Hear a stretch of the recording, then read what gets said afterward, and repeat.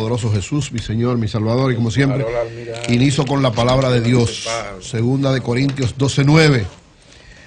Dijo el Señor: te basta con mi gracia, pues mi poder se perfecciona en la debilidad. Por eso me regocijo en debilidades, insultos, privaciones y dificultades que sufro por Cristo, porque cuando soy débil, entonces es que soy fuerte. Para nosotros nuestra debilidad es la fortaleza del Señor, nuestra fortaleza nos la da el Señor precisamente. Miren, quiero hablar de la transición en Cuba, pero antes quiero felicitar la vida, y el Señor nos da hermanos que no son de sangre, pero son tan importantes en nuestro desarrollar cotidiano. Y hoy cumpleaños un hermano de esos que Dios puso a mi lado. Compartimos desde que entramos a estudiar secundaria juntos, pasamos toda la secundaria y después nos hemos mantenido nuestras familias como hermanos. El ingeniero Juan Antonio Japa Trinidad, Tony Japa, que es uno de los líderes de la Asociación de Colonos del Este, un genio del sector agropecuario y una gran persona. Así que felicidades a Tony Japa, al ingeniero Juan Antonio Japa Trinidad, nuestro hermano y amigo que Dios ha puesto a nuestro lado. Que Dios te siga bendiciendo. Gracias. Miren, la transición en Cuba hay que entenderla en una visión mucho más amplia. Los que conocemos de alguna manera, yo que estuve vinculado durante mucho tiempo a la izquierda y a Cuba, y conocíamos el proceso interno que se daba entre Fidel y Raúl y entre todo ese proceso. Cada vez que el que visitaba Cuba o tenía contacto con Cuba y veía o compartía con Fidel y con Raúl, se daba cuenta que había una diferencia interesante entre ellos dos. ¿Cuál era? Fidel era el profundamente ideológico, el defensor de la ideología, de todo, pero Raúl era el pragmático. Él era el jefe de las Fuerzas Armadas, pero era un hombre sumamente pragmático, y a veces el que lo veía de fuera veía la imagen de Raúl como el más radical, como el más... Sin embargo, Raúl siempre fue el más pragmático. Incluso cuando conversaba, en algunos momentos, ¿verdad?, que conversamos con él o con gente que estaba alrededor de él, siempre decía que el criterio que él tenía para la Revolución Cubana era algo parecido a los chinos y a los vietnamitas. Es decir, mantener la esencia del socialismo, pero no cerrarse al capitalismo, y tratar de pactar en algunos momentos, como hizo China y como hizo Vietnam. Entonces, ese era el pensamiento de Raúl. Y todos preveíamos que cuando ya el poder delegara, porque todo el mundo sabía que cuando fallara Fidel, de alguna manera, si Raúl seguía con ese poder, era él que lo iba a suceder, que la Revolución Cubana y la situación cubana, fruto de los cambios del mundo, tenía que dar un salto interesante acorde a la modernidad. Es Raúl quien inicia el acercamiento a los Estados Unidos. O sea, cuando se da la situación de Fidel, que Raúl asume el mando, empiezan a haber cambios interesantes en Cuba en todos los órdenes.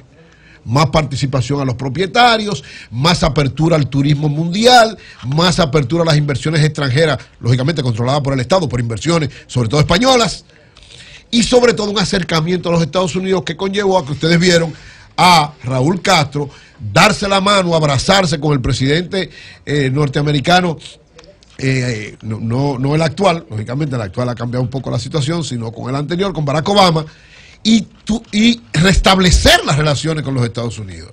E incluso más lejos, señores, el pragmatismo de Raúl lo lleva a que invita a Cuba al presidente norteamericano Barack Obama, y Barack Obama visita. O sea, nadie pensó nunca, mientras Fidel era presidente de Cuba, que un presidente norteamericano podía visitar Cuba. Y Raúl, con ese pragmatismo que siempre lo ha caracterizado, logró romper ese hielo, ayudado por la visión de muchos amigos internacionales que le plantearon y la situación que varió de manera significativa. Ese pragmatismo lo llevó al Partido Comunista Cubano, que es el único partido que existe en Cuba. Cuba tiene una realidad especial porque es socialista.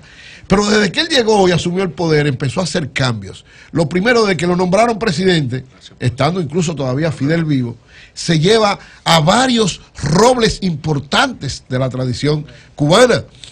Entre ellos, se lleva al que se perfilaba como el sucesor después de Fidel y de Raúl, que era el primer vicepresidente, José Ramón Fernández, un líder histórico también de la Revolución Cubana, un hombre con mucha fuerza de tradición, además primer vicepresidente, o sea, el hombre que se suponía estaba inmediatamente en el círculo de ser el sucesor.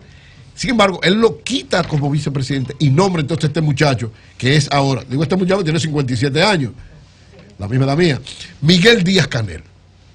¿Quién es Miguel Díaz-Canel? Jovencísimo. 57 años le da mía.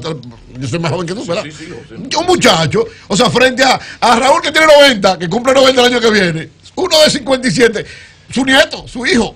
Entonces, ¿quién es Miguel Díaz-Canel? Miren, Miguel Díaz-Canel de alguna manera encarna ese sentimiento moderno que Raúl no puede implementar, tal vez por su edad, ¿verdad? O por su situación de salud. Todo el mundo sabe también que Raúl, a pesar de que se siente fuerte, ya son 90 años, bien vivido y con mucha presión. Entonces, este muchacho fue un líder de la Unión de Juventudes Comunistas, fue misionero en la Revolución Cubana, en la Revolución Sandinista, responsable de una de las brigadas que fue a socorrer al sandinismo y ayudar con todos los cubanos que fueron entre 89, 90 y 91 a Nicaragua. Y luego fue nombrado primer secretario de la Unión de Juventudes Comunistas en Villa Clara, que se llama la provincia. Villa Clara, la capital es Santa Clara, y tiene una importancia histórica para los cubanos porque en Santa Clara fue que el Che desarrolló una acción importante y tomó a Santa Clara y dio el paso, uno de los pasos más trascendentales para el impulso de la revolución y el triunfo de la revolución. Luego vino La Habana. Y Santa Clara, incluso allá está el mausoleo del Che, y está enterrado, el Che está enterrado ahí en Santa Clara con el mausoleo famoso después que aparecieron sus restos. Entonces, en esa provincia es que Miguel Díaz es nombrado primer secretario del partido.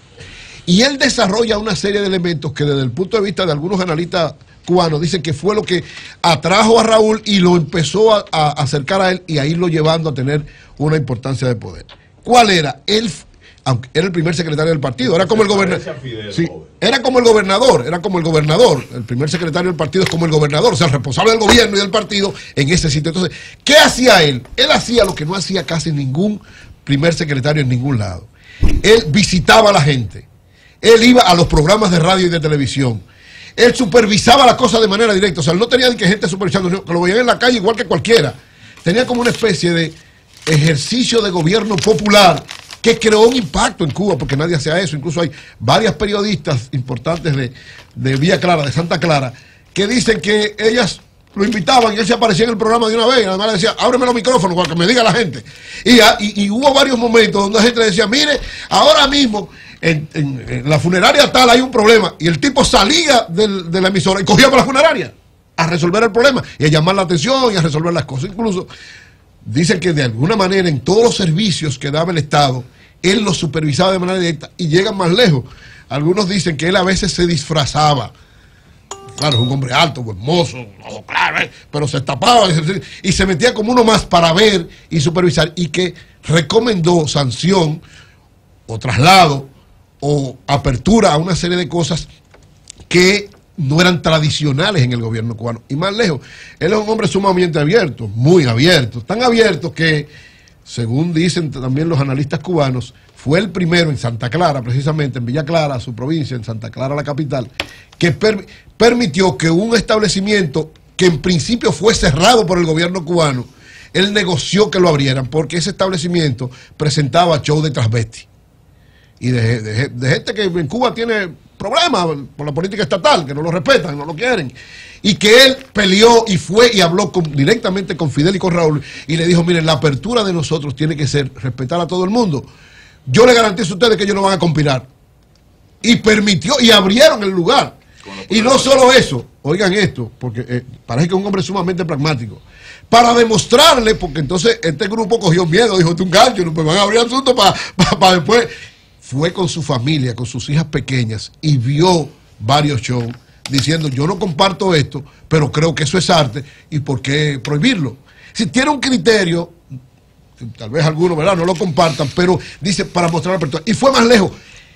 Fue el primer funcionario, oigan esto, en Cuba el internet está bloqueado, por razones de seguridad. Usted lo puede compartir o no, pero bueno, el socialismo es así. Y es muy raro que usted vea que funcionario con laptop o con teléfono inteligente ni nada de eso. Sin embargo, el primer funcionario, después algunos otros lo han hecho, pero en medio de la reunión del Buró Político del Comité Central del Partido Comunista Cubano, se apareció con una laptop, él al lado de Raúl, haciendo su asunto, que llamó la atención primero a todos los funcionarios y después al país. dando un sentido de modernidad. O sea, que todos son análogos todavía. Sí, ellos son análogos, tú lo sabes. Miguel Díaz, señor, el nuevo presidente. Que se llame la atención, es verdad. Por eso es que fue nombrado vicepresidente por Raúl. Raúl entendió, con esa visión de pragmatismo que tiene Raúl, que quien lo sucediera, aunque él va a seguir siendo, ¿verdad?, el presidente del Partido Comunista, que es el que manda, pero todas las tareas administrativas, todo el problema estatal, es como una especie de transición, porque hay un momento donde Raúl también tiene que desaparecer. Lo deja en manos de alguien que está conectado con la modernidad, de alguien que sabe que lo fundamental es resolver los problemas de la gente, y de alguien que tiene un criterio abierto para discutir con cualquier sector sin perder la esencia socialista que es la que ellos tienen. O sea, yo creo que este paso, que es desde mi punto de vista, digamos, el punto culminante de la transición de los Castros hacia la nueva sociedad cubana, se hace garantizando la esencia del socialismo, pero sobre todo entendiendo que esa modernización y adecuación no puede frenarse. O sea, muchos creyeron que después de los Castro venía uno tal vez más radical que él. No, tiene que venir uno más avanzado, que coja la esencia del pasado, pero que ponga a Cuba acorde a la modernidad.